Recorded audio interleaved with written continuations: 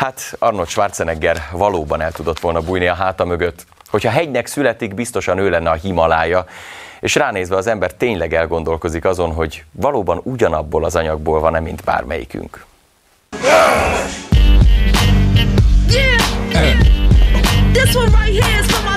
180 centi magas, 150 kg, mindez szintiszta izom. Ő Ronnie Coleman, a testépítők legnagyobbika, ám nem csak a méreteit illetően. Ronnie ugyanis képes volt arra, amire eddig még senki más. 8-szor egymás után nyerte meg a világ legnagyobb testépítő versenyét, a Mr. Olympiát, ami még Arnold Schwarzeneggernek is csak 7-szer sikerült. Ronnie tegnap kora délután Budapestre érkezett, hogy egy hazai testépítő és fitnessmodell versenyen zsűrizzen.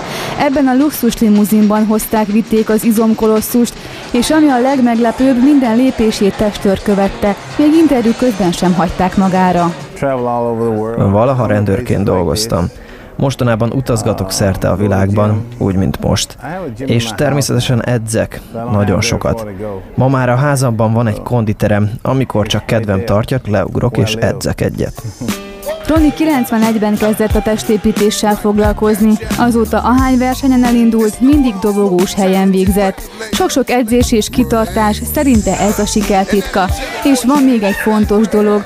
Az izomkacsirta mélyen vallásos családból származik, így minden verseny előtt összegyűlik a család, és mondanak érte egy közös imát.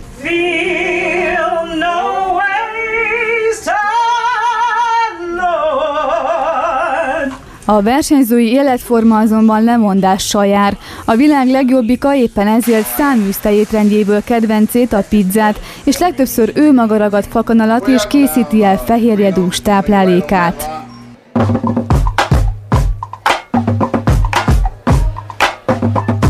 A 8-szoros Mr. Olympia elismerően nézte a magyar izompacsirták felvonulását, akikre büszkék lehetünk.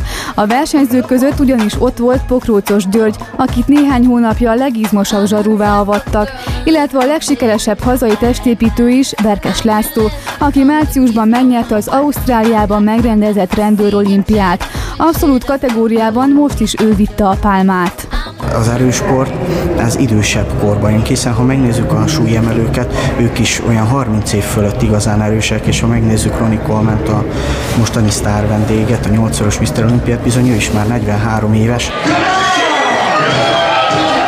Ronnie jelenleg a szeptemberi Mr. Olympiára edzi izmait, amelyet tegnap egy rögte bemutató erejéig a közönség elé tárt.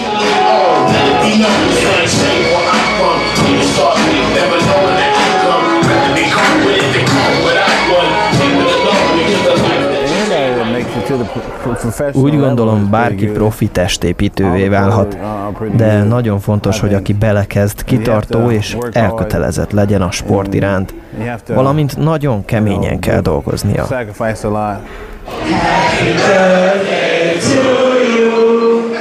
És íme az est fénypontja, legalábbis Ronnie számára.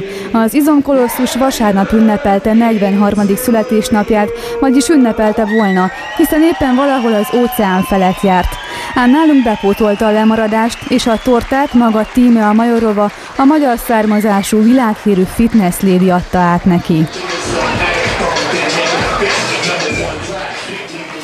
No, de van még egy szülinaposunk, mégpedig Stevie Wonder, aki egy egész szállodát beborító grandiózus tűzijátékshow-val indította 3 napos partiját a Bahamákon.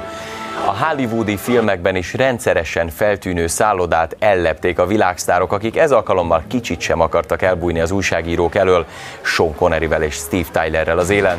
A buli Janet Jackson koncertjével indult, aztán jött Steve saját dala, a Happy Birthday, ami ezúttal csak neki szólt. Happy birthday, happy birthday to you, happy birthday. A szülinapi tortán egyébként éppen 57 szál gyertyát gyújtottak, amit az ünnepet simán elfújt. Másnap reggel a világsztárok pedig a hotel állati vendégeit látogatták meg. Janet Jackson a Katrina hurrikán elől ebbe a festői környezetbe menekített delfinekkel kötött szorosabb barátságot. Mindannyiótoknak köszönetet szeretnék mondani. Ezt a napot, amíg élek, soha el nem feledem. 1,5 millióan ültek be a mozikba, hogy megnézzék a 80-as évek egyik legmerészebb erotikával átitatott filmjét. A Szerelem első vérig akkor nézettségi rekordokat döntött, szereplőit azonban senki nem készítette fel a sztárságra, később szinte menekültek a nyilvánosság elől. A 21. század riportere most felkutatta őket. Szerelem első vérig. Ez volt az első olyan film, amely tabuk nélkül nyíltan beszélt a szexről, az abortuszról és a másságról.